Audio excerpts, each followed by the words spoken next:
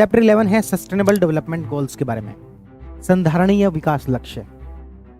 ये क्या है सस्टेनेबल डेवलपमेंट गोल, क्या है? पहली बात अपन ये करें, दुनिया में जो ग्रोथ है, इकोनॉमिक ग्रोथ है, उसको लेकर एक कॉन्सेप्ट आता है कि ये जो इकोनॉमिक ग्रोथ है क्या वाकई में सस्टेनेबल है।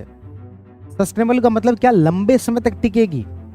कहीं ऐसा तो नहीं कि हम हिमालय का उसको पहाड़ों को, पत्थरों को काट काट के उसका डेवलपमेंट किए जा रहे हैं और अचानक से एक वो दिन आएगा जिस दिन इतना गजब का भूस्खलन होगा कि आपके सारे का सारा डेवलपमेंट धरा का धरा रह जाएगा।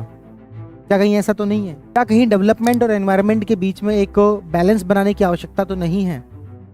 बस इसी थीम पर आपका एक टॉपिक है जिसका नाम है सस्टेनेबल डेवलपमेंट गोल्स। हमारे कितने गोल रखे गए? 17। और कितने टारगेट रखे गए? 169 तो टारगेट है और 17 गोल है। कब से लागू होंगे? तो सर 1 जनवरी 2016 से लागू होंगे। ये बैठक के अंदर कितने देशों ने भाग लिया? 193 कंट्रीज ने। अब हम बात करते हैं कि वो 17 गोल कौन कौन से हैं जिसकी आप बार बार बात कर रहे हो। वो 17 गोल कौन कौन से हैं? ये 17 गोल हो सकता है कि शायद आपसे प्री में कोई ना पूछे, लेकिन यदि आपको ये गोल याद हैं तो आप इसको बहुत सारी जगह पर यूज कर सकते हो, मेंस में यूज कर सकते हो। कोई भी एनर्जी सेक्टर पर क्वेश्चन आ गया तो आप कह सकते हो कि सर ये यूनाइटेड नेशन के द्वारा दिया गया गोल है, इसे पूरा करने के लिए भारत सरकार के द्वारा ये प्रोग्राम चलाए जा रहे हैं, तो ये आप मेंस में जो इसको यूज कर सकते हो। इसलिए हमें ये 17 गोल याद होने चाहिए, और ना सिर्फ याद होने चाहिए बल्कि क्रम से याद होने चाहिए, इसी नंबर, इसी सीक्वेंस के साथ याद होने चाहिए। तो कैसे करें सीक्वेंस के साथ याद? एक काम करते हैं, इन 17 गोल को याद करने की कहानी बनाते हैं और देखते हैं कि अभी थोड़ी देर बाद आपको याद होते हैं या फिर नहीं होते हैं। आप एक इमेजिन करो, एक छोटा सा बालक है जो कि बहुत ज्यादा गरीब है, तो एकदम भूखा है, कुछ भी खाने को उसके पास नहीं है, बहुत ज्यादा गरीब है। हमारा पहला टारगेट क्या होगा कि उसकी गरीबी खत्म हो, नो पॉवर्टी। तो पहला जो एसडीजी गोल है वो क्या है? No poverty. बच्चा गरीब है, आपने उसको कुछ पैसे दे दिए, एक तरीके से उसकी गरीबी खत्म हो गई, लेकिन वो लॉन्ग सस्टेनेबल नहीं है वो गरीबी खत्म होना। उसे भूख लगी हुई है, तो सेकंड नंबर पर सबसे पहले आपने उसे खाना खिलाया। कह भाई सबसे पहले तो उसको पानी पिलाओ, कुछ खिलाओ। सेकंड जो गोल है वो क्या है? Zero hunger. अब आपने उसे खाना तो खिला दिया, लेकिन आपको पता लगा कि उसे तो एक ऐसी बीमारी है कि उसके खाना ठीक तरीके से पचता ही नहीं है, उससे पहले तो इलाज करवाना जरूरी है। तो तीसरे नंबर पर आपने क्या करवाया? इलाज, यानी कि गुड हेल्थ। तीसरा जो गोल है वो क्या है? Good health. अब आपने उसका बढ़िया इलाज करवा दिया, लेकिन यदि उसका वाकई में आप डेवलपमेंट चाहते हो तो उसे क्या दिलवा दी जाए? शिक्षा दिलवा दी जाए। तो चौथा गोल है शिक्षा, क्वालिटी एजुकेशन।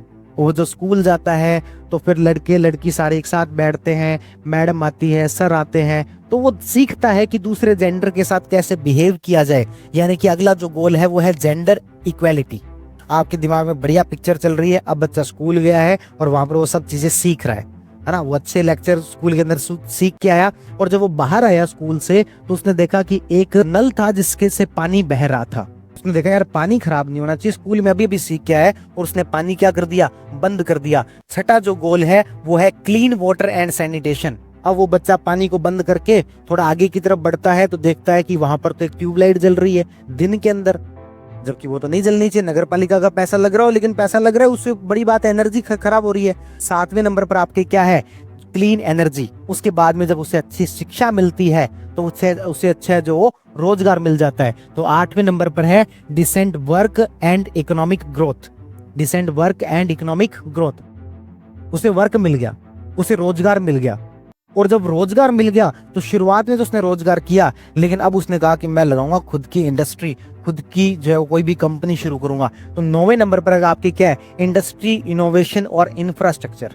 अब जैसे इकोनॉमिक ग्रोथ आता है तो वो व्यक्ति बहुत ज्यादा पैसे कमाने लग गया, और जबकि उसका जो भाई था वो एक तरीके से गरीब रह गया। तो 10वें नंबर पर क्या है? इनइक्वालिटी, असमानता। अब जब उसके पास में बहुत ज्यादा पैसे आ गए, उससे लगा कि इस पैसे को बढ़ाया कैसे जाए, गांव में तो बढ़ेंगे नहीं, तो क्या किया जाए? शहर जाया जाए। 11वें नंबर पर आता है सस्टेनेबल सिटीज। और जब सिटी में जाता है तो वो देखता है कि यार गाँव के अंदर तो लोग ना अन्न का बड़ा सम्मान करते थे, है ना, कुछ भी खराब नहीं फेंकते थे, एक रोटी भी एक्स्ट्रा बन गई तो गाय को दे देते थे। लेकिन शहरों में तो हमारे ऐसी व्यवस्था देखने को नहीं मिल रही, रोटी एक्स्ट्रा बन रही है तो फिर वो कचरे में जा रही है। यानी कि क्या होना चाहिए? रिस्पॉन्सिबल कंजप्शन होना चाहिए। तो 12वें नंबर पर आपके क्या आता है? Responsible consumption. अब अपन जो 3-4 है वो सीधे याद करने पड़ेंगे। रिस्पॉन्सिबल कंजप्शन होगा तो अपने आप ही क्या होगा? क्लाइमेट एक्शन, क्लाइमेट हमारा ठीक रहेगा।